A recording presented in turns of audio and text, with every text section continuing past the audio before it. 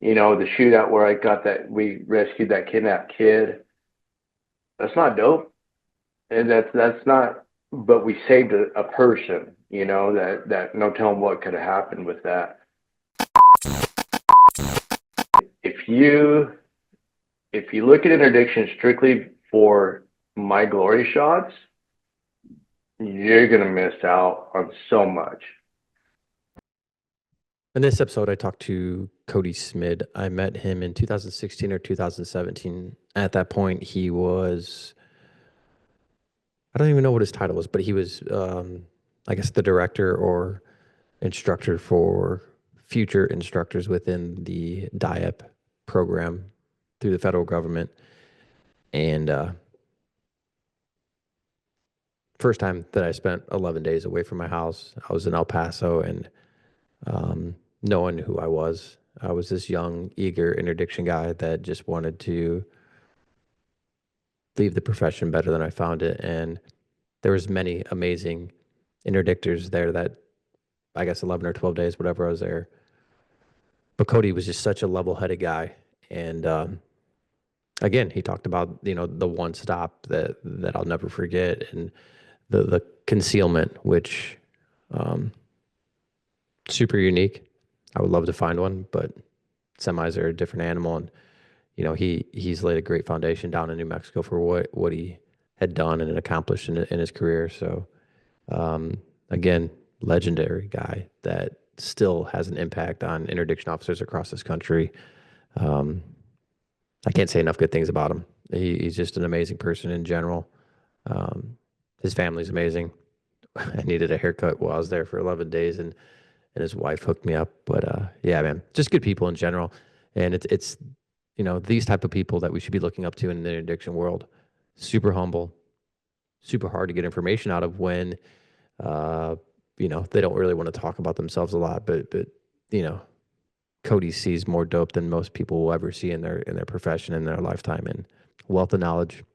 So let me know what you think. Check it out.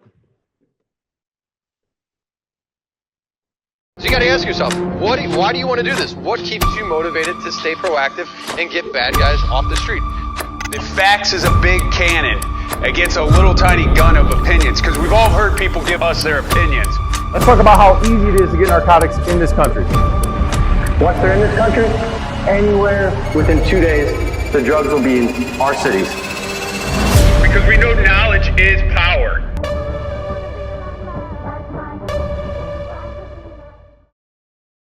Hey, brother, how you doing? Good. How about you? How you been? Not too bad. Just got done talking to Stacy. I haven't talked to her in a long time, and then it kind of ran over. So I apologize for that. No, you're good. You're good. She wanted to relay that she said hi. She said that you guys are social media friends, but you haven't talked in a minute. So she wanted to that's amazing. Yeah, I haven't talked to anybody in a while. So no? Yeah, I shouldn't say that. It's been maybe a month or two since I've talked to too many people. So how's everything else going with you? Not bad. You know, teaching school kind of tests my patience a little bit, you know, every so often, but I could only imagine. yeah, for sure. It's a definitely. And you? How's it going with you? And I have no complaints. Yeah, man, I don't know. I'm still working in interdiction, still loving it. And supportive administration allows me to go teach, and yeah, man, I don't know, just kind of embracing this whole law enforcement completely in my life. Like there's no everything I do is some tied into, you know, cop stuff. So yeah, it's pretty cool though. Yeah, you can't go wrong with that. You know, I really miss that, how everything was tied in, you know, and everything we did, and you know, it is what it is. So yeah, that, you know, I have about 17 and a half years, and I can leave at 20, which I look at it. I mean, I've always thought that I would do 20 and leave because of like the health benefits. Like most cops that do over like 20, 25, 30 years, their life expectancy is like mid 60s, and the average American male is like 75. And I'm like, I want to live till at least 75. Like I don't want to take any more years off my life. So I Right. still think that's what I'm going to do, but I would miss a lot of this. So I don't know. Well, you know, I say, I think if you enjoy what you're doing, it's a whole lot less stress. And I mean, you can do another 10 years, you know, if you can walk away at any day, then you know you're ready to walk away, you know. But don't walk away too soon because it'll bite you in the butt when you're least expecting it, you know. that's ironic because that's kind of what Stacy said too. She Yeah. that she still misses it. She still misses it a lot. We didn't get into the circumstances of her leaving because I guess she actually goes to work tomorrow to finish that whole thing out. And Oh, okay. but she's like, I'll come back on and we could talk about it. And I'm like, yeah, I would love to hear that. Like, I don't want to talk about Yeah. a negative story with you, you know, in general. But if you're willing to talk about it, I'll talk about it. I think people would love to Yeah. hear it. But yeah, Yeah. But I think we all have, you know, we all have some stories, and you know, sometimes we need to talk about them. Sometimes we just need to let them go, you know. And you know, I think it more than anything, admin really needs to listen to those stories more than the street guy, you know.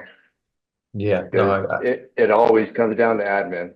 I mean, it doesn't matter good or bad. It's always admin. So yeah, and that's one good thing I can say about my first 6 years. I had 6 different chiefs. Only one of them I would say was bad. Just different like philosophies, but never like negative, super negative. And then the past, I don't know, 11, 12 years, I've had 2 chiefs, but both of them have been super supportive, amazing. And a lot of guys don't have the opportunity to say that, you know. yeah, I've been very fortunate in that aspect of it, though. yeah. I mean, I had always wanted to be a cop, you know, and probably really what forced me into it was 9/11, because I was engineering tech with a fiber optic company, and I was traveling around doing that. 9/11 hit, and all of our fiber jobs and everything shut down. So I'm like, okay, you know, what do I do?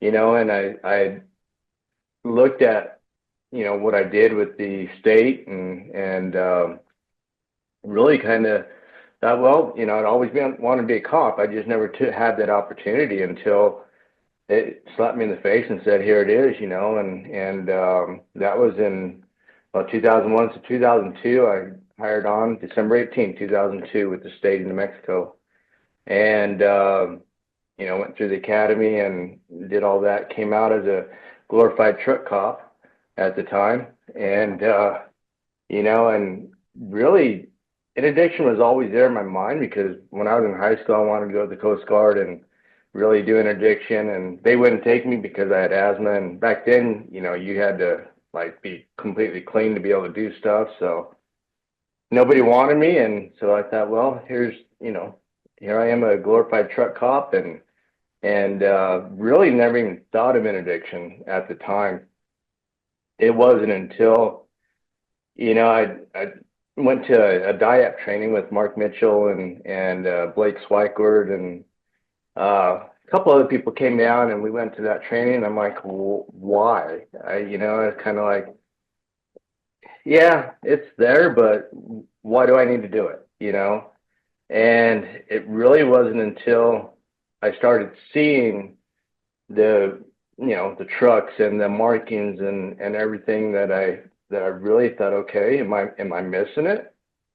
And I think more than anything, what hit me in the face was I believed everybody, because I came from really not really a background of policing, not really law enforcement. Nobody in my family was, so I trusted people, you know, and I'd ask for, you know, get in the game, and I'd ask for consent. They're like, yeah, sure, go ahead. And I'm thinking in my head, well, if they're not hiding anything, yeah, they're going to give me consent, you know, and I wouldn't follow up on it. I wouldn't follow up on, okay, they gave me consent. I'd be like, oh, you know what? Never mind. Don't worry about it. You know, you're telling me the truth. I believe everything you're telling me, you know, and it wasn't until I'd stopped a truck and I was happy. I put him out of service for 8 hours because he didn't have a logbook. Probably 3 days later, get a call, say, hey, you just missed this guy, and he had a load. And I'm like, I trusted him. You know, he told me he didn't have a logbook because he was down and he just didn't do it. ended up getting, they had a load in the truck, and it slapped me in the face, because it's like, okay, you need to stop trusting people. I mean, that's just where it started from.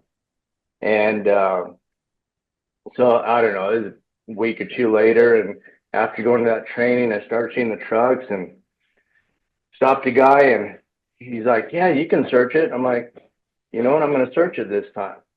And ended up and it wasn't much. I think it was like 200 pounds of weed or something like that. It wasn't a big load, but for me, I was like, wow, here it is. And then, just slowly started really getting into it and not thinking anything of it. Just like, okay, it's happening, and we're getting dope. And I was fortunate where I was at I was the first or second state that they had to go through. Being in New Mexico, if they left California and went through Arizona and hit me, I was on I-40. So I got, all that stuff that came through, and really started opening my eyes to everything that was going on, and just really started my career in that sense. And, a little load here, personal use there, and it just started just one after another. So you started in 2002. When was that, the one that you missed? And then when was your first, that 200 pounds? Let's say, so I came out of the academy, started in 2002, came out in 2003. So it was probably 2004, early, like December 03, early 04, when I got my first one there. And because I'd been doing it and stopping and seeing these trucks and everything, and it wasn't until I think 2004, I want to say, was my very first one, where I was like, oh, it is here, and started realizing what marijuana smelled like that wasn't burnt, and just the different odors, and really just the more that I got into it, and then understanding it and the training, started using my truck cop to help me deal with that. Were you strictly doing CMV stuff when you came out of the academy? So I hired on with the state, and I belonged to, it's called, well, at the time it was Motor Transportation Division. So we were truck cops. Okay. Had full police authority, so I'd go do DWIs and everything else, but our main focus was the commercial trucks. Okay. And yeah, so if trucks were slow, I'd go through town, go look for DWIs or, stop speeders on the interstate, whatever I could get into. Did that help you in the truck industry? Do you go to a different academy then? Or is it abbreviated, or is it longer with learning more about CMVs in general? No, so I went through all the truck stuff before I went to the academy. I went to a state police academy. It wasn't the state police academy, but it was 26 weeks basic academy for all. The academy was like for like city agencies, county agencies, game and fish. I mean, just everybody but state police. They had their own separate academy. So yeah, it was 26 weeks of a regular good old police academy. So. And then you had to go do specific truck training on top of that, you were saying? I did. Oh, I did. wow. So you had to go do, let's see, 2 weeks of drivers, 2 weeks of equipment, and then like cargo tank and hazmat. I mean, it was, I probably have just on top of that, probably 40 weeks of training just all on trucks itself. So, because it is a specialized, it's specialized, and you focus on other things than just criminal law, Yeah, for sure. When you start, did you have a lot of influencers around you, like people that work big trucks that were hitting loads that motivated you, or were you just kind of that first time you got it, now you're intrigued by it and you were? Yeah, I really didn't in my district. We had some guys around the state that would hit a load here and there. But I was really, at that time, the only one that was really focused on actual interdiction. And really, I think what hit me more than anything, what influenced me were like Blake and and Mark Mitchell and other truck guys throughout the United States that I connected with them. So, we'd get on I'd call, I'm trying to think, down there in the Rio Grande Valley. I can't even think of his name, but I'd call him up and say, hey, I got this truck and, it looks like this and three-letter truck company. And he's like, yeah, check it out. And so it was more of the networking that allowed me to get better at what I did. Because most of the guys in my district, man, they'd see me go on duty and they'd scatter, because they didn't want to have to deal with that.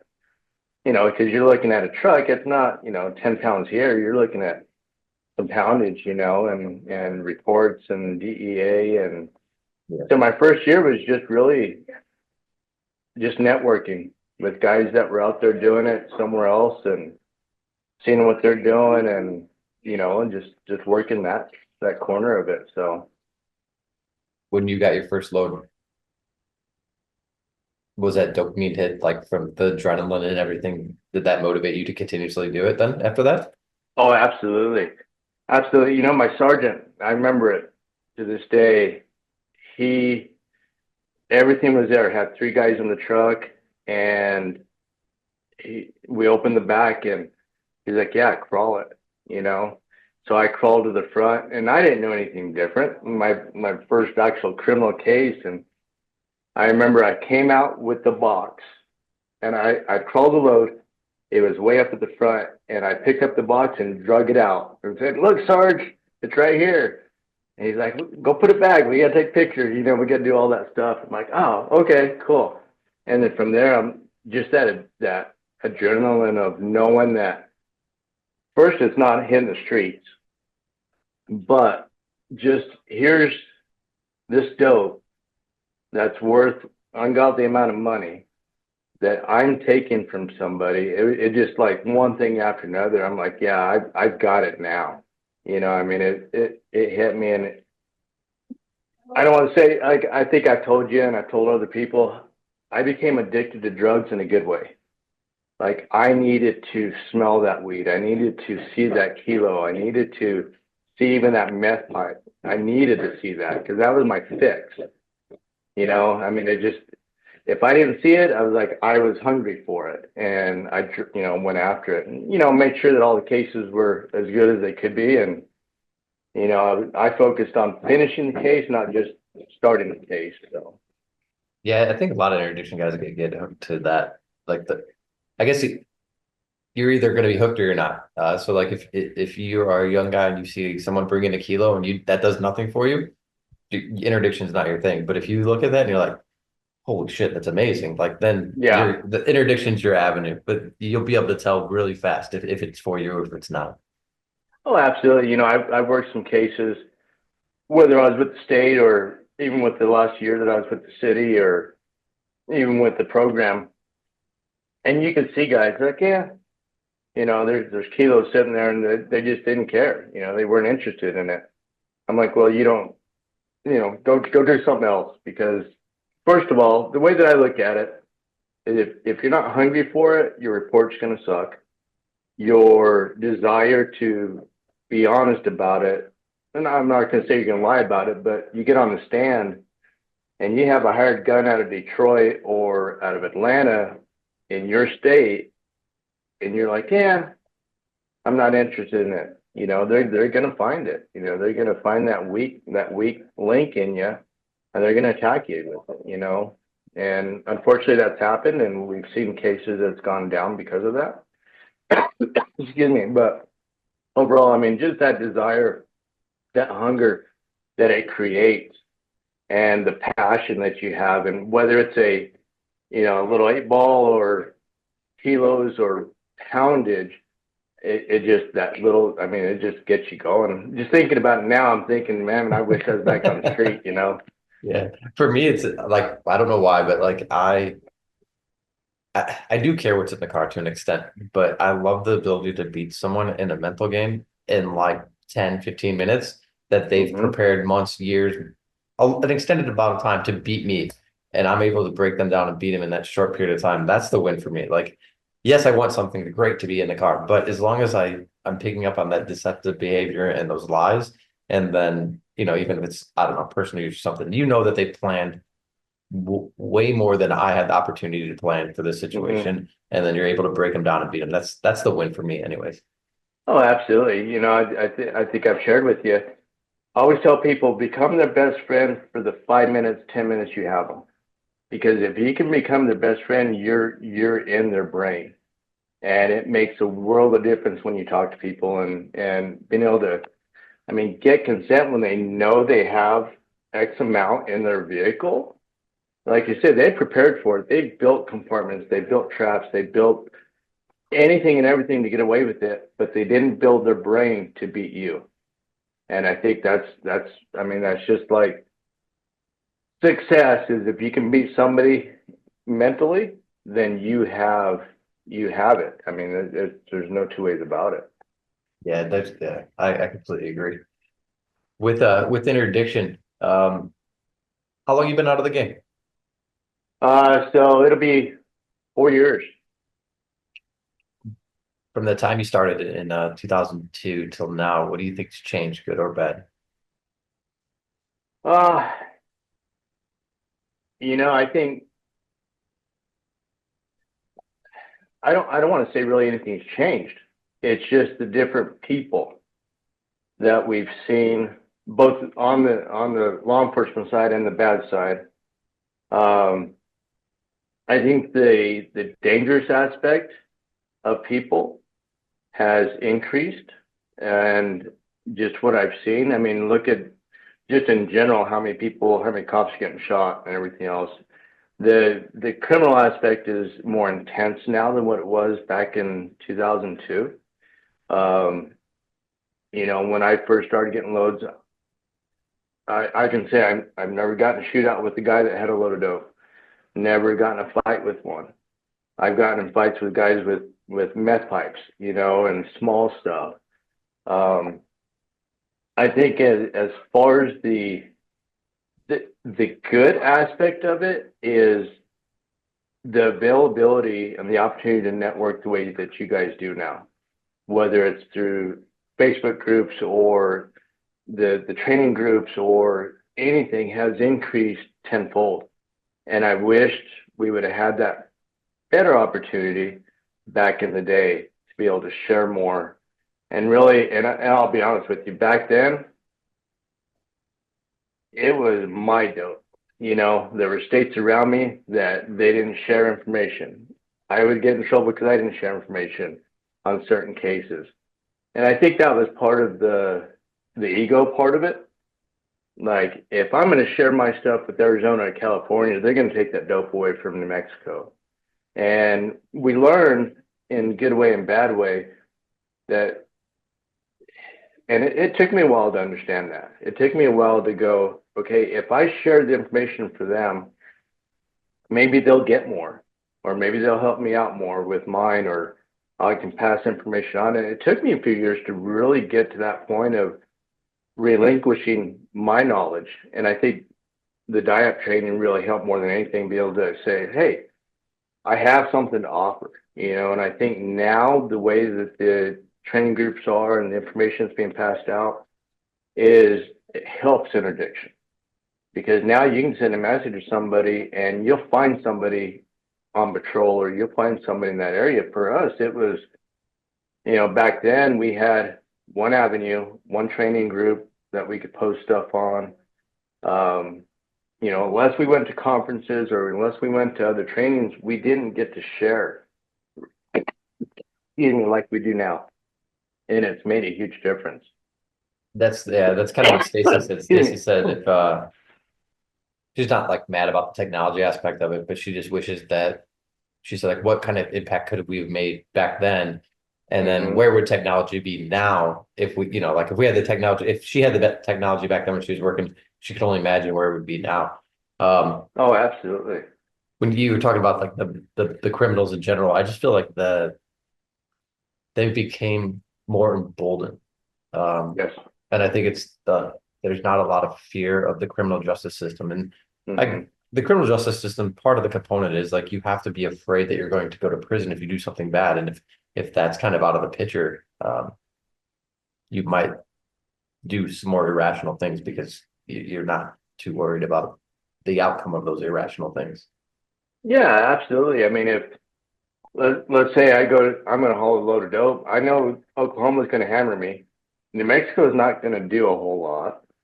Other states are wanting to decriminalize personal use. I mean, New Mexico already has with weed personal use, but other states are looking at decriminalizing heroin and meth and stuff. So if they get caught with the pipe, it doesn't matter to them anymore, And I think in that aspect, it's hurt the younger guys that didn't grow up with some of the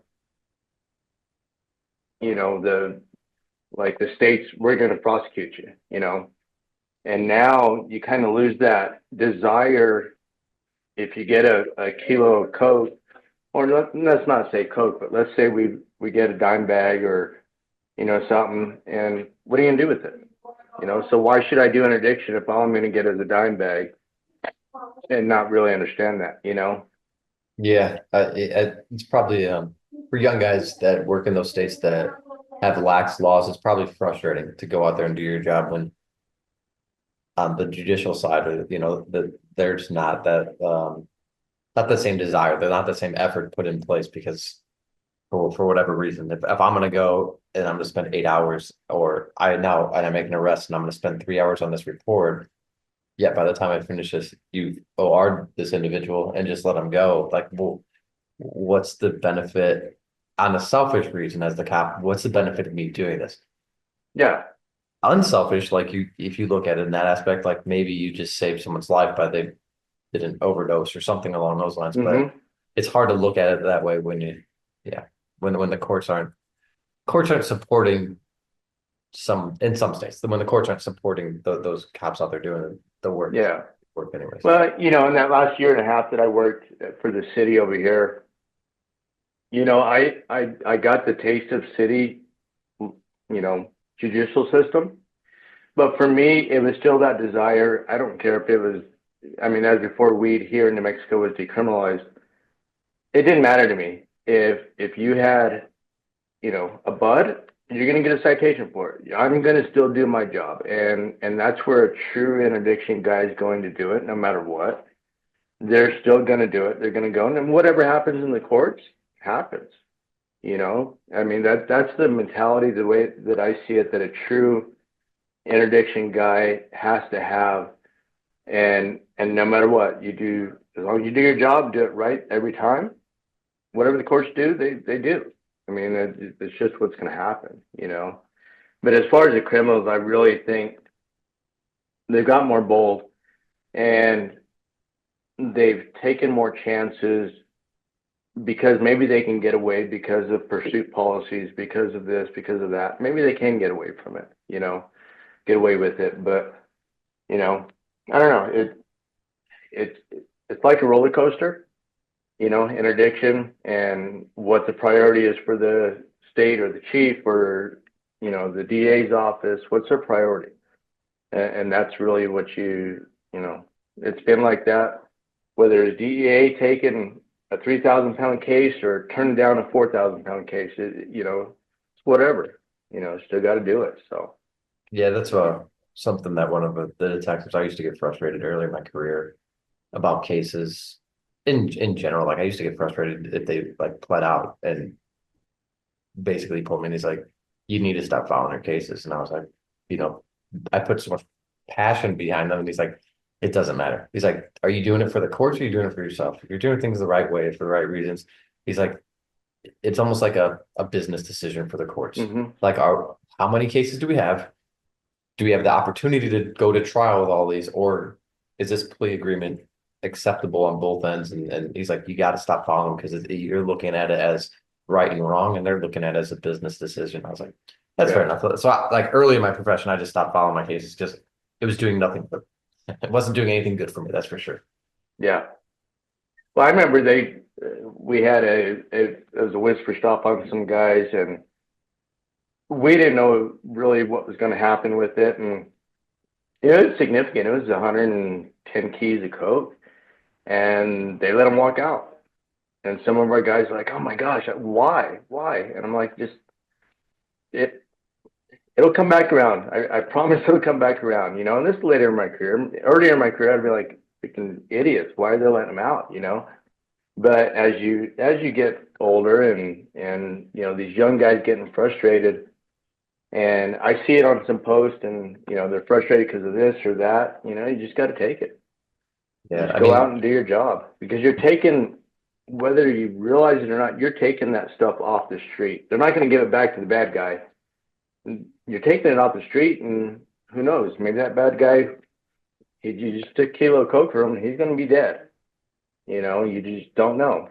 So at least that kilo didn't get stepped on 3-4 more times, and it's not killing people now. And especially with the fentanyl and that type of stuff now. I mean, that's probably the biggest change that I've seen, and is we didn't deal with the fentanyl, we didn't deal with the carfentanil, we didn't deal with that bad stuff.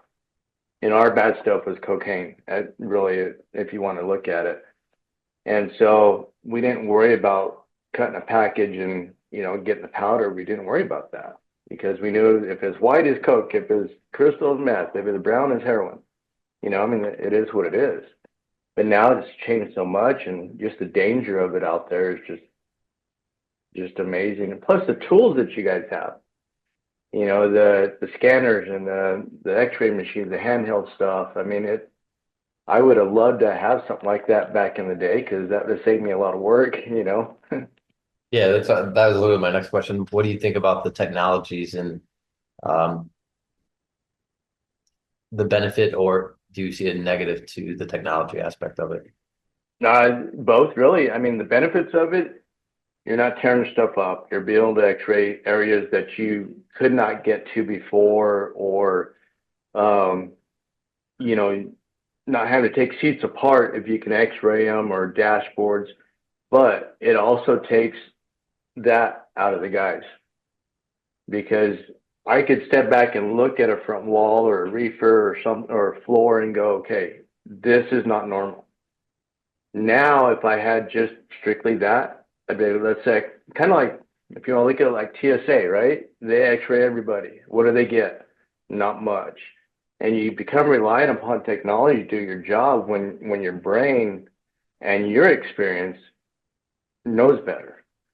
And I see the abuse of technology replacing the training experience and the knowledge of the industry, or the knowledge of your traffic patterns, everything that ties in, and even with the license plate readers, data mining that stuff. You're not doing your job. You're not stopping cars. You're not learning your traffic patterns. You're not learning what's going on between 4 a.m. and 10 a.m. in the mornings. You're not seeing that, because you're relying strictly on data.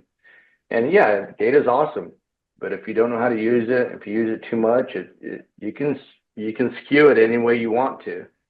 And I think people use that way too much, instead of just going out and making traffic stops.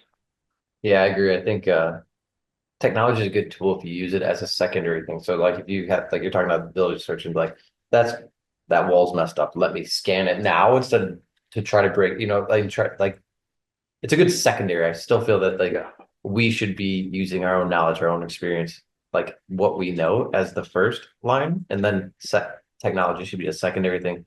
And again, with LPRs and stuff like that, I mean, it's a great tool. I like to use them after, to see if to confirm or dispel their story. Like, yes, you are telling me the truth based on this, or no, you're not telling me the truth based on this. But to use that solely as a reason to look at a car, or to try to get a car stopped, I've never had success with it. Even when people are like, hey, you should check out this car, it's a long distance, and I'm like, I'll check it out. I'm like, I got nothing. So I've never. I know guys have great success with it. It's just not. And maybe I don't know what the hell I'm doing with it. I don't know, but like, it's just not my thing. I'd much rather just go out there, sit, and use the human aspect of it, and talk to people, than and use technology as a secondary. That's just my personal opinion. Yeah, absolutely. And I think I'd sit up. I had the opportunity at the state. I worked at the scales. I could work the highway, and I didn't. I moved a lot, but I didn't move a lot. You know what I mean. I'd sit and watch traffic go by and watch their behavior, and at the time we didn't have LPRs, not for that, and I would use it. I'd call it, Epic and them after the fact, after my stop, to really see, okay, where they at? Are they hitting these? Because if it's not there, I'm not going to waste my time. I mean, it's just not there. And the way these criminals, the organizations, man, decoy cars. They'll send a decoy, even a CMV. They'll send decoys through and hit that LPR, so you're hitting off of that, and then you got this car that's never hit one, and you're not chasing them because you're too focused on that technology rather than focusing up here. So No, yeah, I completely agree there. Why do you think interdiction is important as a whole, collectively throughout the country? I look at it as stopping really the use and that of narcotics, guns, bombs, anything like that. Interdiction really plays an impact on your community, whether it's my community or if I stop something going to your community. And We are thrilled to announce that we have expanded our partnership with HPTRT. Now, if you use the code RED, you will get 50% off all of your purchases. HPTRT are the best in the game. They're founded by first responders, and they are targeting first responders, knowing that first responders need the most help. So if you need anything from peptides to hormones, TRT, even general health, they'll hook you up. I know most men my age are on some type of peptides or testosterone replacement therapy. I mean, no one ever wants to end up getting their ass kicked by Nolan Ryan, especially when Nolan Ryan was double Robin Matera's age. So check out HPTRT. Use the code RED to get 50% off.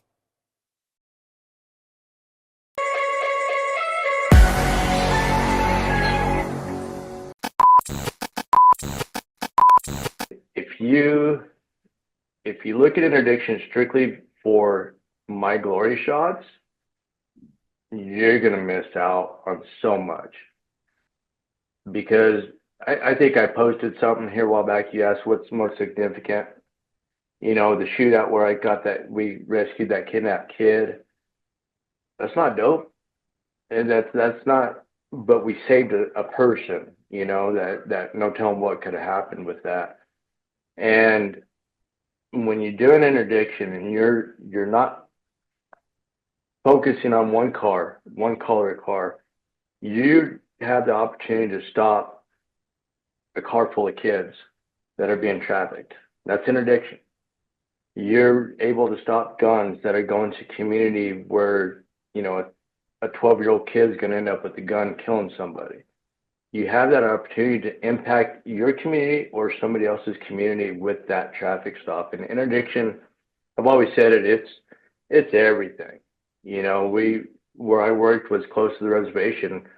I'd stop cars with alcohol going to the res, and it's still interdiction. You still have to get consent. You still have to go through that, so your impact of doing what you do is going to impact somebody else down the road. And if you stop that kilo, you may save somebody from dying of an overdose in a town totally, 1,800 miles away. But that's the importance of interdiction. And really as a whole is, I don't care what the courts say. I don't care what the popular lawyers say now, or drug use or this or that. You're saving somebody's life with what you do. And you may never meet that person, but you never know. You may, there may come a time where you tie things in, you're like, man, it worked out. you know. My little half a pound of coke that I stopped tied into somebody, and next thing you know, they're hitting a stash house, and you've got 50 keys of coke that's been saved, from hitting the streets. So I really think that's your. I mean, we focus on addiction with dope, drugs, but there's so much more that we've done that you can do with interdiction than just focusing on that one car, or that one color of vehicle. So Yeah, I think interdiction, why, I don't know why it's so, like, yeah, it might not necessarily impact your community, but it's going to impact a community in general. And I think that most times people that are hauling whatever the contraband is, they're the most vulnerable on that transit from point A to point B. Once they get into that community, as an outsider, I don't work narcs. I've never worked narcs, but it just looks like that is a longer and harder process. So if we could intercept it sooner, that process of the narcs working small street level stuff or whatever up into someone and up the chain or whatever. That seems to be a lot longer of a process than someone working their addiction and throwing a couple kilos on the hood of the car just by making a stop. And when it comes to people, I think that's huge. I think that's often overlooked. Me personally, I've never been able to stop a car that in those situations, but I don't know how I ever got to this level of like helping people get there. I've had 6 kids from people that have attended my classes that were stopped from being trafficked. So and that right there, like you could take all the dope, money, and guns away. Like uh, me being a small portion of that traffic stop that helped that for those 6 kids is more rewarding than anything else I've done in my career. no, absolutely. And drugs are always going to be there. It doesn't matter what you do, where you do it, it's always going to be there. But saving a kid like that, those 6, and you had a portion of that, because if you didn't train those guys, they wouldn't stop those cars. Those kids would no telling where they'd be right now. And so you've got to put a humanistic aspect on everything we do. And because you can't put that human touch to what we do as far as an addiction, you're going to miss out. And I do not like seeing guys talk about, my favorite is this, or I target vehicles because of this, because you're missing out on way bigger, the totality of interdiction. Yeah, I mean, once you understand what interdiction is and how people get involved, I think that it opens your mind to so much more because higher level criminals will do anything possible to blend in with whatever the normal is for that jet. Like, and it doesn't matter. Cars don't matter. It's all the human behavior and stopping cars and having that conversation. And if you can start to pick up on that deception, that's where it all is. And it doesn't matter what color the car is, how many people in the car. It all. I mean, I've got seizures out of cars that are loaded with families, and I've got seizures out of cars that are single occupants and everything in between. The youngest was 17, the oldest was 76, like, and everything in between there. So it's Yeah. Like the media or maybe like Hollywood is, put a spin on like who people are that are in criminals or whatever, but that's not the real world. Anyone at any moment is a criminal for whatever reason. And I don't know. It's interesting that we often put blinders on as cops instead of just being a little bit more open-minded to what's out there in front of us. Well, and I think that comes new in it. If you're new in interdiction, you just attended a class or you want to do it. We hear somebody say, I like purple cars and single occupants. And so that's what they focus on. And until they are willing to, like I said, open their mind up to so much more, they're going to miss out on what is there. I remember stopping a guy. We actually helped with the stop.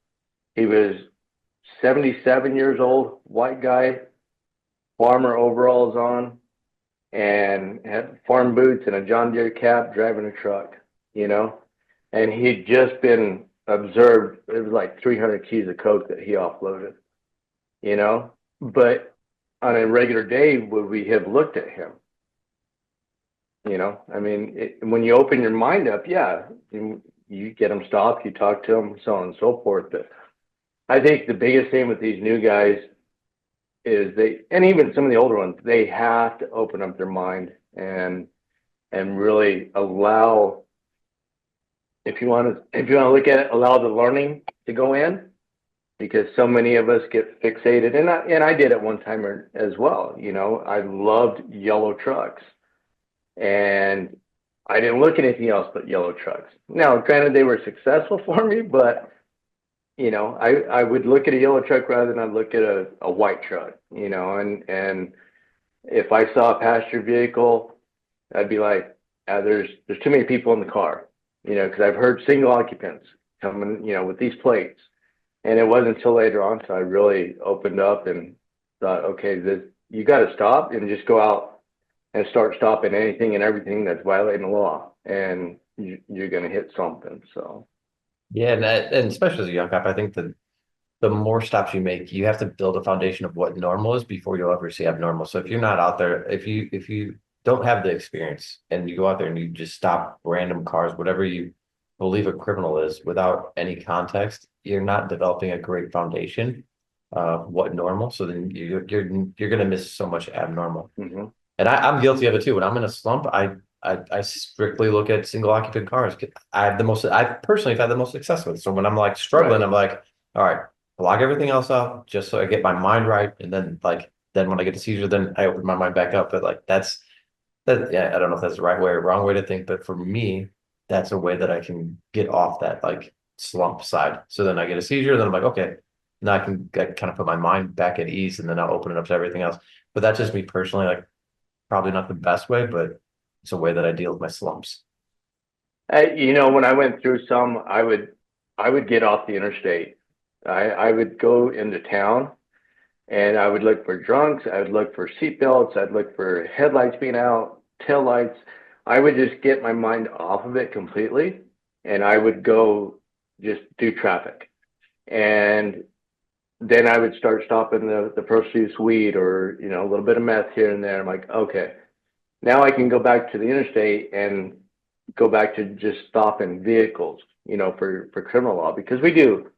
I don't care who you talk to, how many years they've done it, 1 or 20, they get fixated on one thing that they like, and they're going to do that one thing until they run out of that one thing. And then you have to be resilient with it, right? You have to be able to go, okay, I've got to get away from that one thing and go back to the traffic law, and what am I missing? You know, and open up that criminal traffic and start stopping people.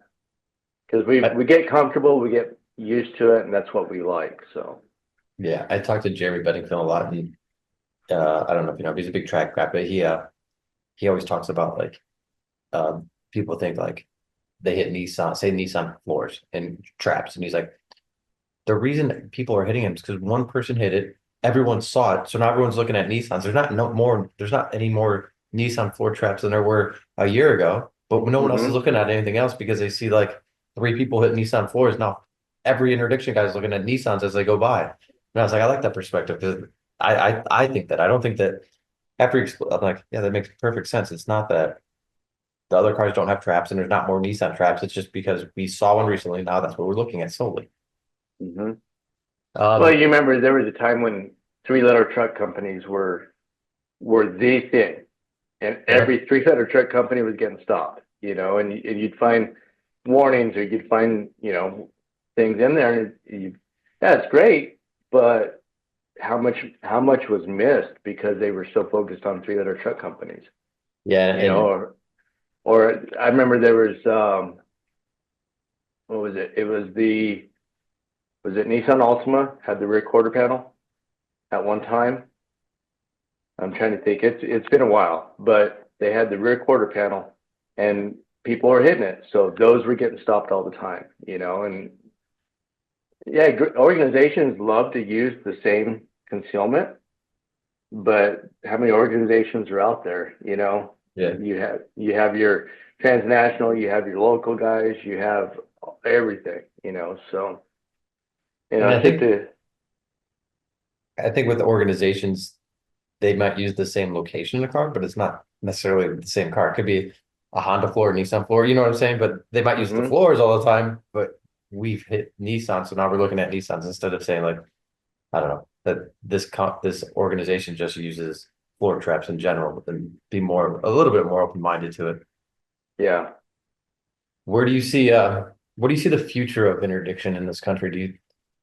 Do you think that it's going to, my fear is that it's going to like fall off, and whether it's going to be my generation that doesn't pass on the knowledge or a younger generation that doesn't take a vested interest in it. But that's ultimately my fear for interdiction as a whole. Where do you kind of see interdiction is going to go? I think we're kind of in that downhill slide of it, where you have you guys that have been in it for at least 10 years or more that are still going to do it. But it's that we kind of went through it in probably 2007, 2008, right around there, where they wanted that quick, easy hit. And if they didn't get that easy hit, that, you know, they attended training, they didn't get it done in the first week, they forgot about it. You know, they went back to regular patrol or traffic or made excuses that, you know, chief wouldn't let us out there, you know, too many calls, so on and so forth. And I get that, but I really see we're in that downhill slide where it's going to go, and there'll be a cycle back around, and probably what's going to happen is you're going to have to get somebody out there that makes a stop on a terrorist, and you get that, you know, they get the bombs out of the trunk or whatever. That's going to pick it back up, and people are going to go, okay, we have to look at it. And unfortunately, that's the times that we're in right now.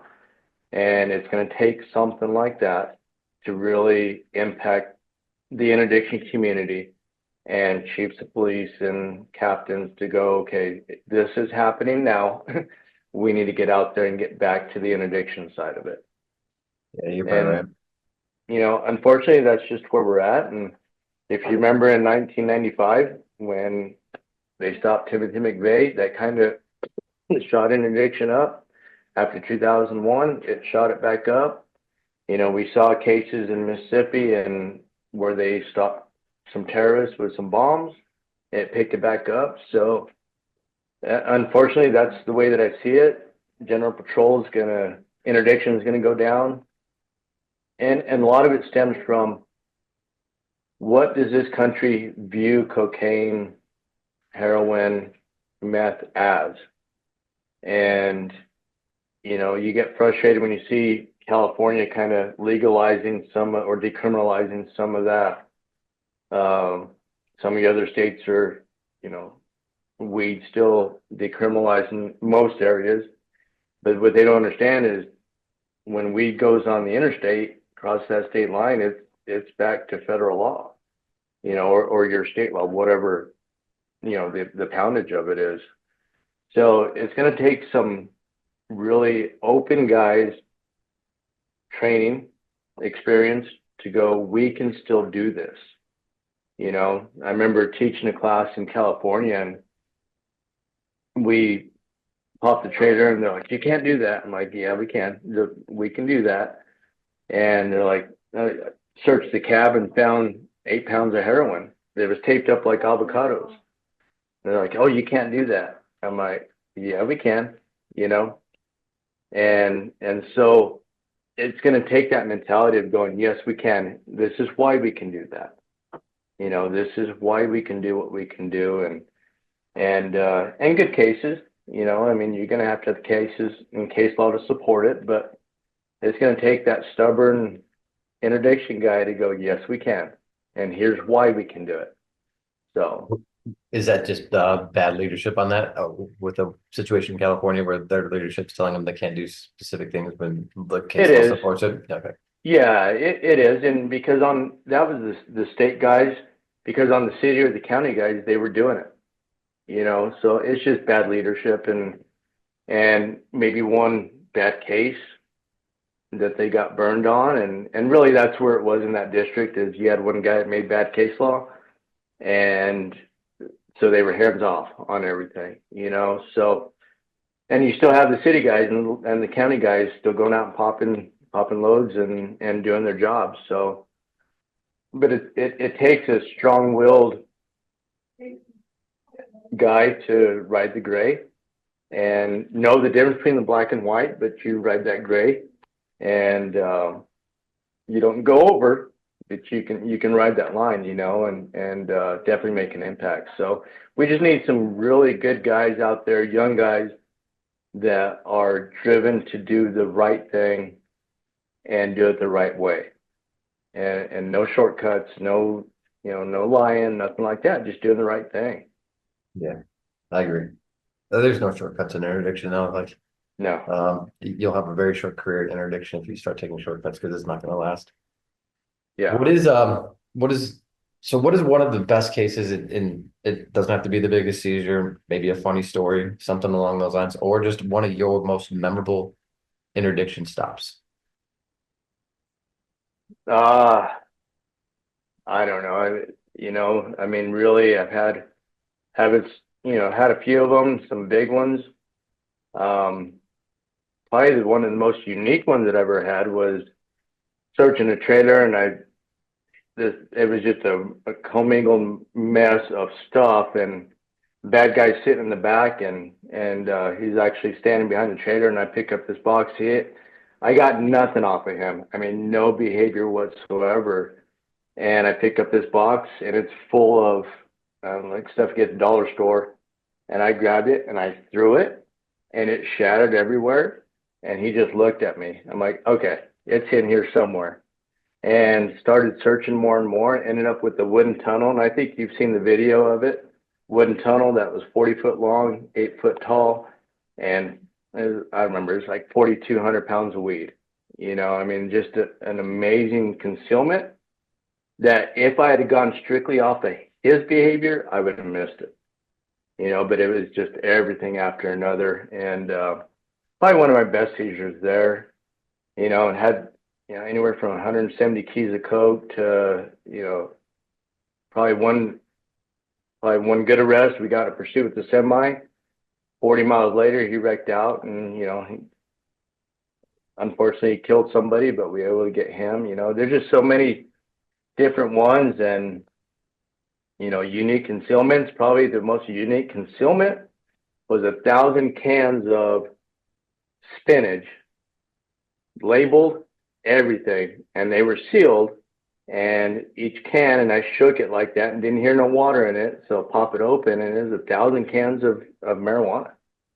You know, individually pounds in each can. You know, and that was a great unique concealment that, you know, if they had done it right, I'd have never found it. But just one thing after another, you know, led to it. So a lot of different ones, you know, and a lot of ones I missed. I know I'm, and not going all the way, not searching all the way, and you get that call, hey, you missed this. There's 120 keys of coke in the wall, you know, and but no, it was a good career, you know.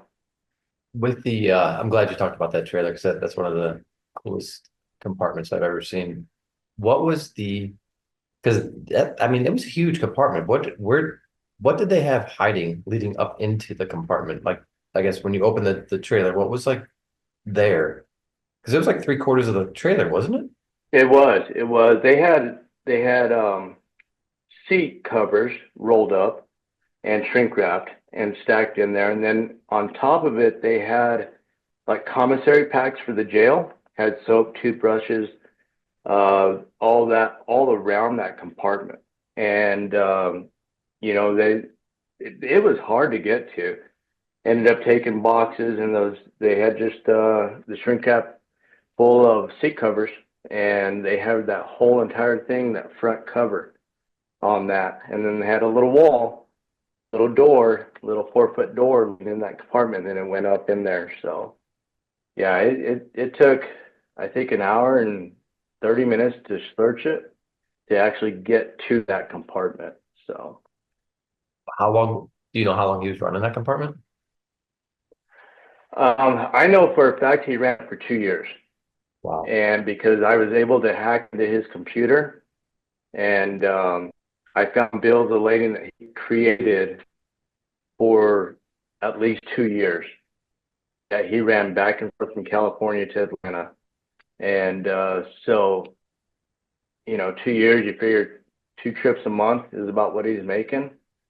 And it held at least that 4,200, but I know it could probably hold like 5,000 pounds. So no telling how much he hauled and back and forth in that thing.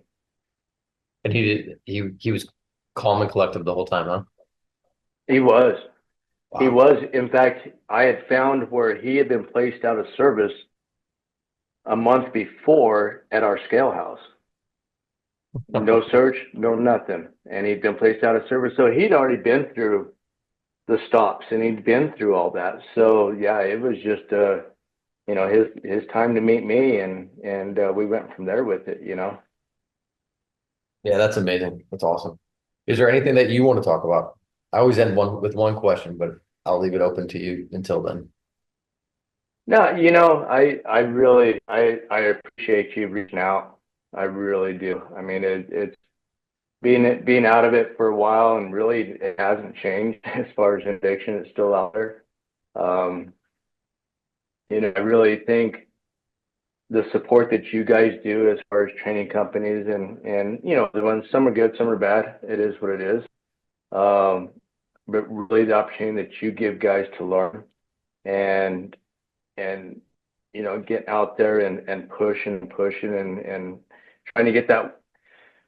And you'll see, and I'm sure you may have a class of 50, but you're going to have one guy that you've impacted, and he's going to make that change, and he's going to lead into 5 or 6 guys that follow him and listen to him, and it's just going to continue to build. So just don't stop.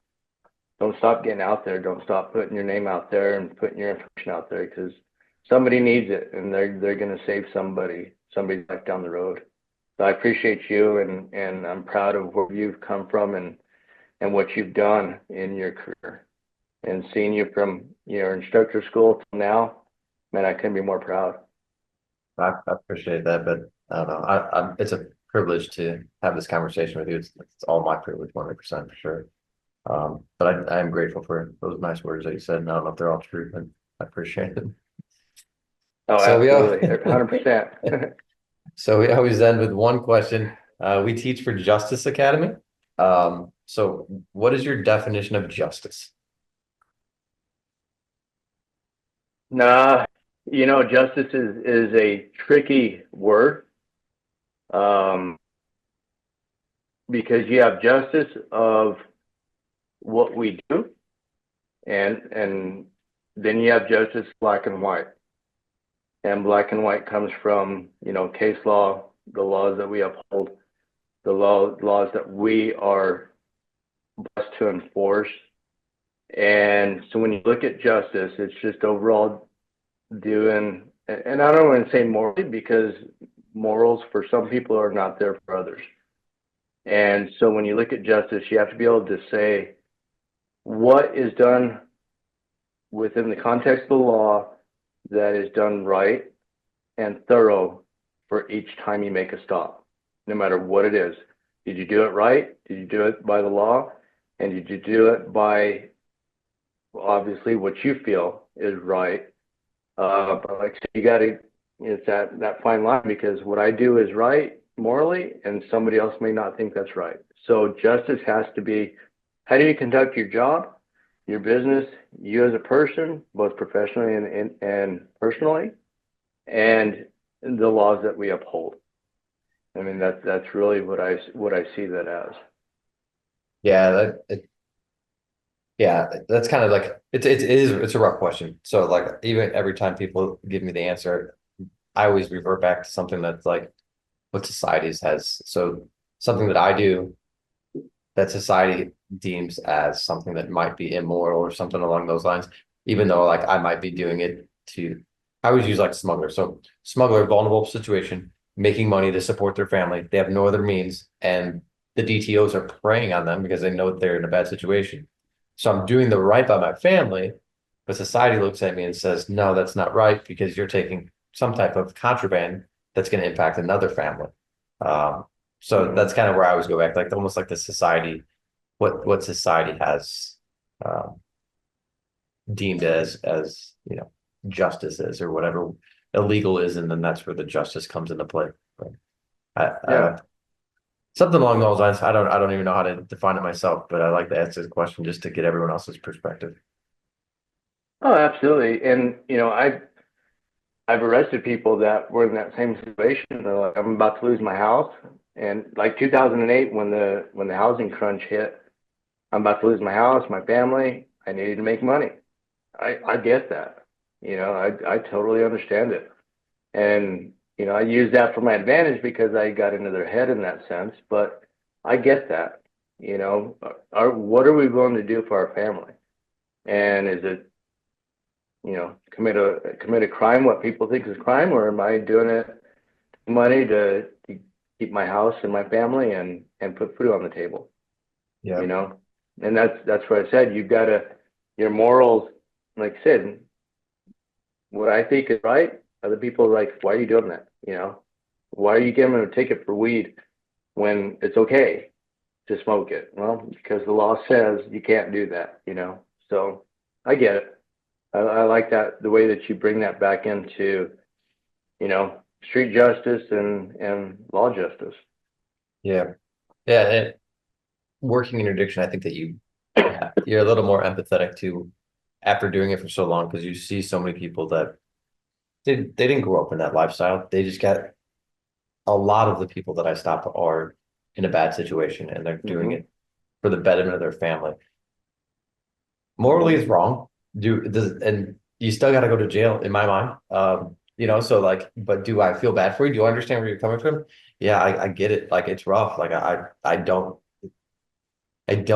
look at you as like you're a piece of crap. I look at you as like you're in a tough situation, and you made a decision that I probably wouldn't morally make, but I don't know. I've never been in a situation that, that I've been in that hard of time. So I can't say that absolutely, but I never judge people based on that. Not in those situations where they're vulnerable and they got preyed upon. Oh, absolutely. And I remember stopping a guy, and he had like 120 keys of coke, and he's like, I talked to him about it, and he told me kind of that thing. He kind of got into it because he needed money and so on and so forth. He's like, I made enough money to support my family that I can go do my 10 years in prison and come back out, and we'll still have money. Wow. And so in his mind, he's like, he's doing it. He did what's right for himself and his family. And I've never looked at traffickers as,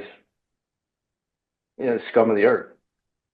I haven't, because they're people, as far as dope wise. Now, kids and the other stuff, that's different. That's different. But when it comes to dope and drugs and stuff like that, I didn't look at them as they're scum of the earth and you deserve to die type of deal. I'm like, dude, you made a decision, and right or wrong, this is where you're at, and that's just the way it is. So.